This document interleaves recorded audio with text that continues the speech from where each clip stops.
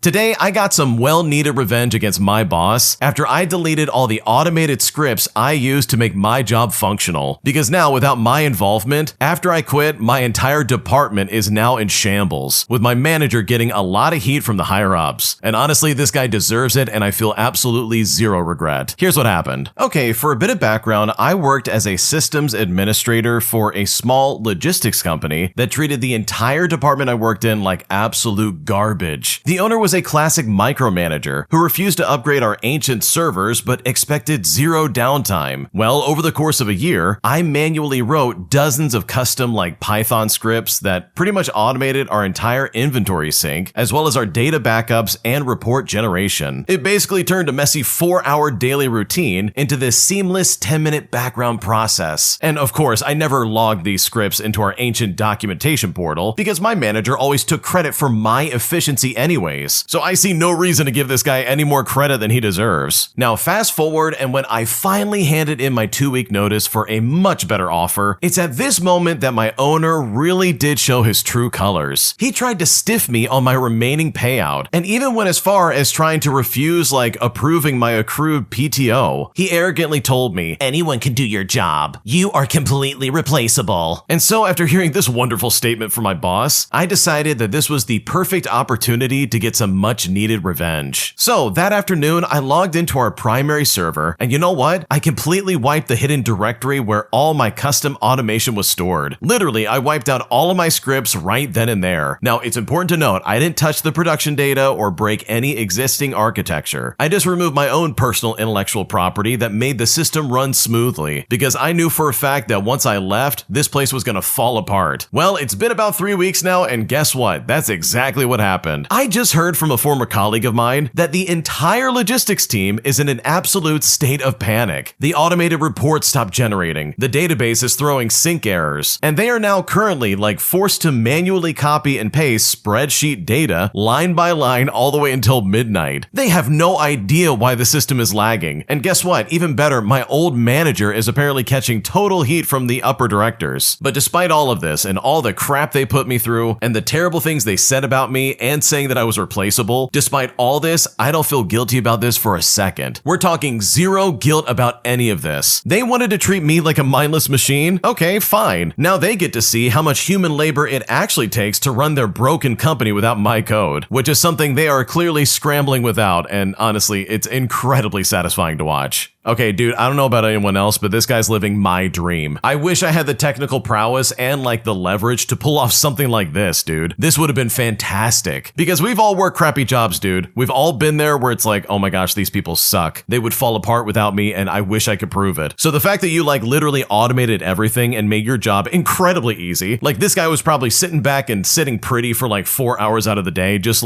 twiddling his thumbs, or just scrolling YouTube or TikTok the entire time. Meanwhile, his scripts are doing all the work for him. That is brilliant. And if you can do that, then my God, go for it. But I think the kiss of death is when this guy was "Oh, you're replaceable. We don't need you. Anyone could do your job." That's the moment where I would have probably done the exact same thing. I'm getting rid of my intellectual property. I'm not messing with your system, but trust me, without my stuff, you're gonna suffer. So yeah, good for the original poster, because it sounds like their old boss absolutely deserved it. Subscribe to Am I the Jerk if you haven't already, but also be sure to check out Am I the Genius. We absolutely adore them, so please check them out in the description and subscribe today, dude. You definitely will not regret it. They're awesome and we love what they're doing. Also, if you want to submit your own stories, go to amithejerk.com/submit. It is really the best place to get your story out there. I'm checking those all the time. I'm always trying to find the best ones and feature them if I can. Also, big shout out to Spencer Griffin. They literally said, "Hey, these videos are great. Keep it up." And dude, I appreciate that so much. We love and appreciate you guys so much, so please continue watching because we got a lot more to upload. But anyways, without further delay, let's get back to the video and on to the next story. Today, I need to confess that I almost broke up with my long-distance boyfriend, as I really just don't think I'm cut out for a long-distance relationship. And at this point, I'm just not sure what to do. Here's what happened. Okay, so me and my boyfriend are working and living in different countries. And before I went into this relationship, I already told him how I can't really handle long-distance relationships. After a few months of us just staying friends, I realized that I find myself loving him to the point that I just didn't care. And I asked him if we could be together, and thankfully he said yes. But at the time, he still lived in my country. So I didn't really know how long distance would affect me until it actually happened. Because let me tell you something, our time zones drive me crazy. We have short calls, like rarely it reaches an hour, and I constantly think about him and what he's doing. Like, I'm quite insecure, so I tend to overthink. He knows that, so we communicate and try working things out. But maybe like 5 months in, and honestly, it is so unbearable. I feel like I would rather be single, but when I imagine a life without him, it makes me feel so sad. Like my heart genuinely aches. Then a whole week passed and we had no quality time spent. We had no calls at all because we were so busy. And when I'm free, he's busy and vice versa. I have so many hobbies and nothing helped. He didn't even have time to talk, so I just couldn't bring it up. And whenever I could, he had a lot on his plate. So it would be cruel of me to bring it up now. Then another month passed and nothing much has changed because literally I became numb. And at this point, I talked to my best friend about it and I was already preparing a whole essay and I was going to send it to him the next day. But on the same day, a guy from my workplace asked me out, and never in a million years did I ever think that I would consider taking it in my life. But you know what? I took it. We went out for fast food and I don't know what I was doing, honestly, but I felt so bad. I thought maybe I wanted attention or affection, but I realized that I simply couldn't do it. It felt so wrong. I apologized to my coworker and I left 30 minutes in because I simply couldn't take it anymore. I felt so bad and I tried calling my boyfriend, but he was busy. It honestly made me feel so stupid because of my dumb decision. And that was probably the final straw. And I thought that I just can't do long distance anymore. I was honestly spiraling. Maybe it's the self-sabotaging habit of mine, but at the time I couldn't think and I just wanted to end the relationship because I feel like I'm not made for long distance relationships. Well, on to the worst part. My boyfriend visited me the next day. He was here as a surprise. He felt horrible because he couldn't spend time with me for so long, and honestly, I felt mixed. I was happy, but mostly guilty. At first, I acted like I was happy because I was, but I couldn't enjoy it knowing what I did. So I just straight up told him everything. I also told him that I actually thought about breaking up, and obviously he wasn't happy about it, but we talked and he still wants to be with me. I felt super grateful and yet very undeserving. I decided to try and just focus on spending time with him during his visits. And now we're still deciding about our future, but it's just not looking too good. I know I wasn't acting mature, so don't come for me, and I feel like breaking up just because I want him to find someone better. And yes, how I handled it really sucked, and I don't think I deserve him, because this really was just kind of my own fault, and I'm not sure where to go from here. Okay, the original poster is a mess. Holy crap. This is the perfect example of someone who should not be in a long-distance relationship, or any relationship for that matter, until they get their crap figured out. Like, having a boyfriend is not going to solve all your problems, dude. Because this is how you act, all because he's not right next to you? Like, are you kidding me? You literally go out and cheat on him by going on a date, and yeah, I consider that cheating. Like, the only problem in this relationship is your anxiety. Like, good lord, you are overthinking to the max. And that's not a good quality to have. Like, you really need to relax or like go to therapy or something, because holy crap, dude, either like stay with him or get out of the relationship. And if you do stick around, then just trust that he likes you. Like, holy crap. He went out of his way to surprise you and you're like, oh, I'm so happy you're here. By the way, I tried to cheat on you and break up with you. And it's like, dude, maybe just don't have a long distance relationship. Stick to somebody local, like, good lord. Because in my opinion, your boyfriend deserves to be with someone who's like actually happy to be in this relationship instead of someone who is literally sabotaging it by overthinking. Like, that is obnoxious and I would hate to deal with that.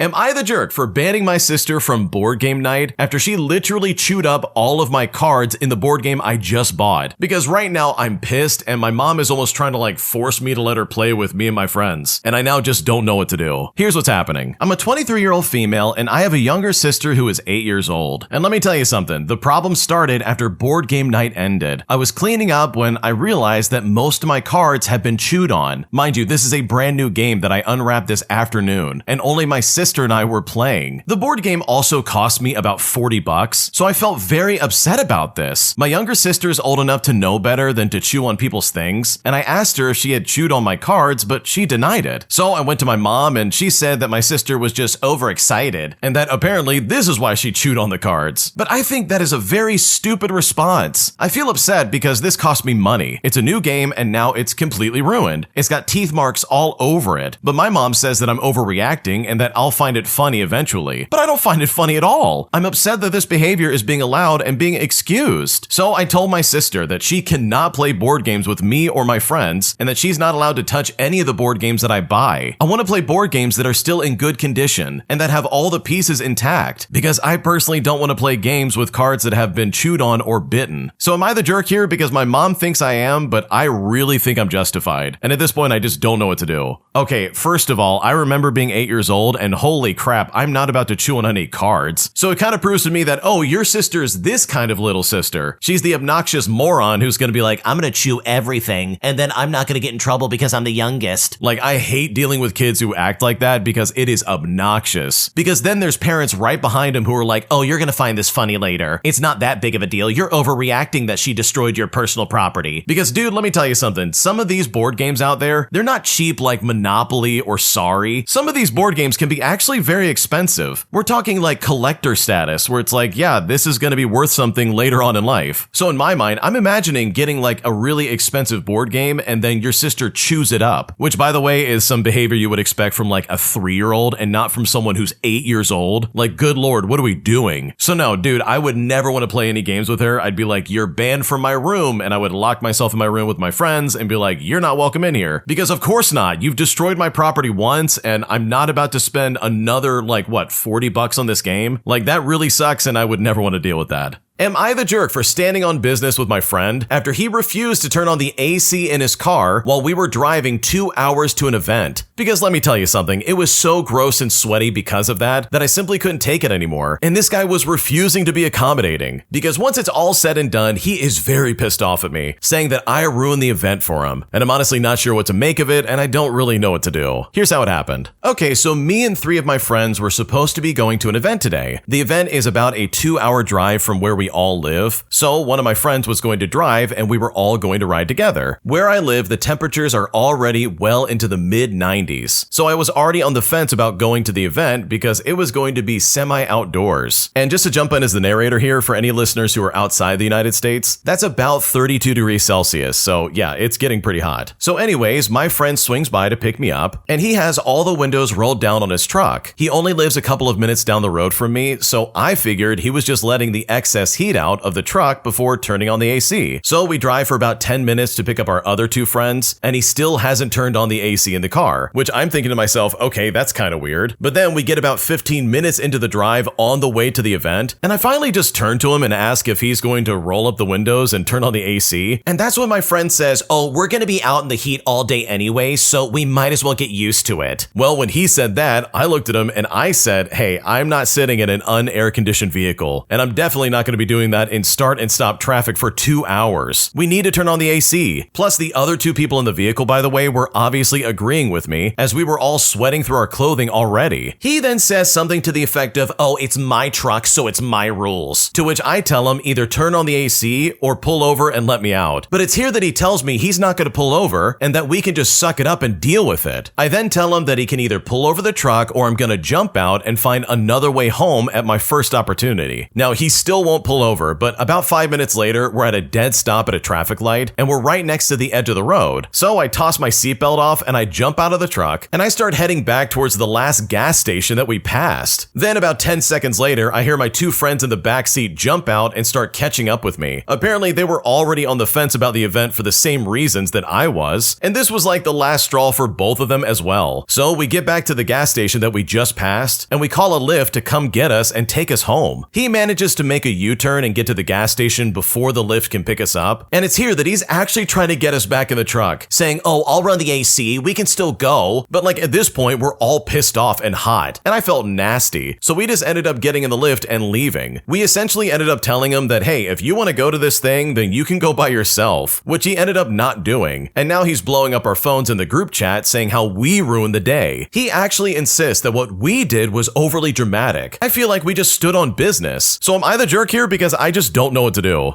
Okay, dude, I'd be so pissed if my friend acted like that. I'd be like, what do you mean we're gonna get used to it? I don't want to get used to it. Like, this isn't the military. I'm not conditioning my body for a battle. We're supposed to be going to something fun, dude. And you know what's not fun? Sitting in a car that's like, I don't know, sweltering with heat. Like, I'm kind of surprised you didn't turn on like, I don't know, the heater or something like that. We gotta get used to the heat, guys. Like, what are you talking about? No, I'm not gonna get used to it. I'm already gonna be outside for this event all day anyways. Maybe just let this 2-hour drive be like, oh, I don't know, crispy and cool where we're not sweating like crazy. And the part that really pisses me off, like the one thing that just absolutely would have made me gone nuts, is him saying like, oh, I'm not pulling over. You're just gonna have to deal with it. Because my God, I would be opening up that door so fast and be like, okay, we're just gonna start hitting cars then with your door. Because you will be pulling over, dude. You can't just hold me hostage. Because that's essentially what he was saying. It's like, oh, it's my way or the highway. Like, bro, I'll happily take the highway and you can go kick rocks. Like, what are we talking about? So no, you're not the jerk. Your friend sucks, and hopefully this is a former friend, because I would never want to associate with anyone who's going to be treating me like that.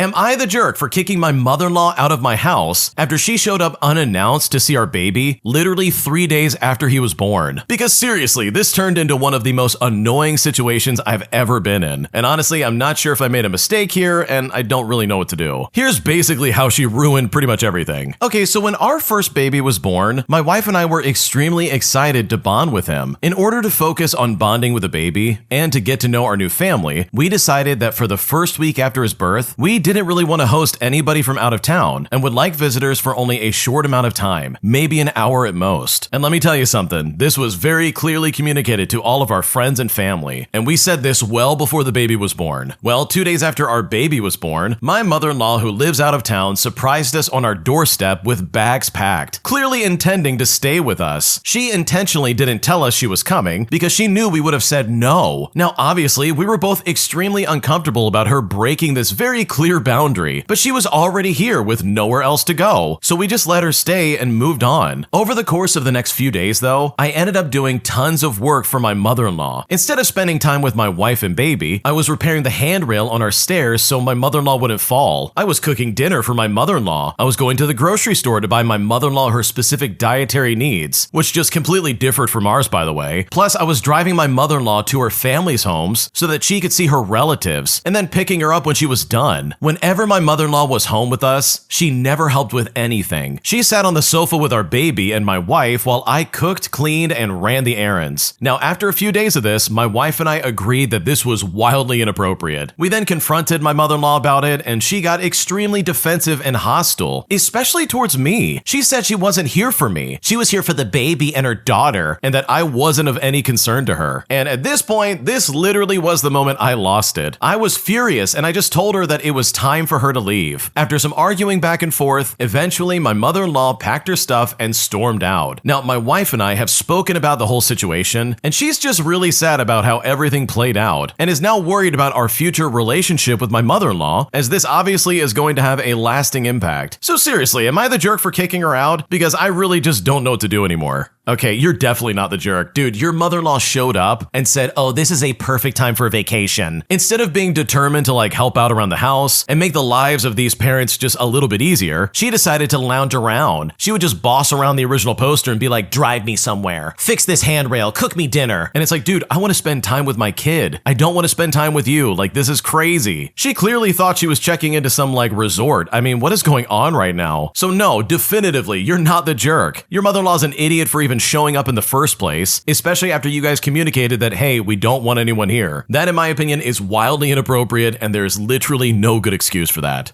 Am I the jerk for not apologizing for something I did 9 years ago? Because after my sister found out about what I did, she basically lost her mind and she's now freaking out on me. And now I really don't know what to do because this feels incredibly overblown. Here's what's happening. I'm a 19-year-old female, and when I was 10 and my sister was 8 years old, she had a crush on a boy from her class. She really wanted to ask him to go on a date with her, even though dating as a child was mostly just playing together and spending time together, but she was really shy. Well, one day she couldn't come into school because she was sick, and I saw him on the playground and I approached him and I asked him if he has a crush on anyone in his class. He then said yes, and so I asked if the crush was on my sister, and he said no, his crush was with another girl in the class. So I said to him, oh, well, if you ask her to be your girlfriend and she says no, can you please think of my sister? She does have a crush on you, and she wants you to go on a date with her to her house. He then said he'll think about it if the girl rejects him, and honestly, I didn't tell my sister at the time because I knew that she would be upset that he didn't have a crush on her back. Well, fast forward, and recently my sister is now 17 years old, and recently she's joined an amateur dramatics group. The kid from our old primary school is a part of it, and they recognize each other and became friends. He has since grown up and realized that he's gay, and my sister now has a boyfriend, and they've grown up now, so they have no feelings for each other whatsoever. But last rehearsal, he apparently asked her if she remembers when she asked me to ask him to date her. Well, she said no, and he said exactly what happened, and said, oh, it's so funny looking back. Well, my sister came into my room after her rehearsal, and she asked me all about it. And I remembered it after a little bit, and I was laughing like it was a funny childhood memory of me trying to be like a matchmaker for her now gay best friend. But instead of finding it funny, she started shouting at me saying that is so embarrassing. But I told her it's not really that embarrassing. You're overthinking this. It's just a childhood crush. Children that age mostly don't really get the concept of a crush. I mean, he had a crush on a girl, but now he's gay. Like, people figure out what love really means later than 8 years old. But here's the thing, she is still really angry at me. My parents have talked to me about it, saying that what I did was an invasion of privacy, but like seriously, I was 10 years old. I was just trying to get her with her crush because I knew she was too shy to make a move. Now, would I have done it now that I'm older? Well, no, of course not. But I just feel like she's overreacting considering she found out 9 years later. If she found out at the time, sure, I would have apologized, but it's almost a decade later. My parents are saying that I'm rude and not empathetic for refusing to apologize, but I feel like all of this is just so immature, and I'm not really sorry for something that happened 9 years ago. So am I the jerk in this situation? Like, do I really need to apologize for something that she didn't know about that I did in our childhood? Because right now I find this all to be really ridiculous and I just don't know what to do. Okay, I'm gonna have a hot take and maybe someone can like disagree with me in the comment section, but holy crap, I don't think you're the jerk at all. This is not that big of a deal. Like seriously, your sister is completely overreacting. Like, you've got to be kidding me. I've got older sisters as well, and they've done things to me in my childhood that I found out about later in life, and I never had this kind of reaction. Like, what is going on right now? Like, this is not the end of the world, and we're talking about someone you don't even have feelings for. It really is just some childhood bullcrap. Like, it is not the end of the world, dude. So no, you do not have to apologize for something like this. I think it's incredibly immature and a little bit manipulative to do something like that, especially when you didn't even know about it, and honestly, it had no effect on your life until you started to like think about how embarrassing it is. Because seriously, it's not that embarrassing. It's also not that big of a deal, and I don't think the original poster is wrong at all. But hey, as always, leave a comment. If you think I'm wrong, let me know down below. I'd love to hear what you have to say. Am I the jerk for refusing to let my mother-in-law in my house to see my son, as she is constantly coming at all hours while being completely neglectful of my son's needs? Because at this point, I seriously don't know what to do. Here's what happened. I want to start off by saying that all names in this story are fake. So my husband Jared and I have a 6-month-old son that we will call Jed. I'm a stay-at-home mom, and my mother-in-law Susan lives next door to us. She just moved next door to us a couple of months ago, so this didn't really happen during our son's early months.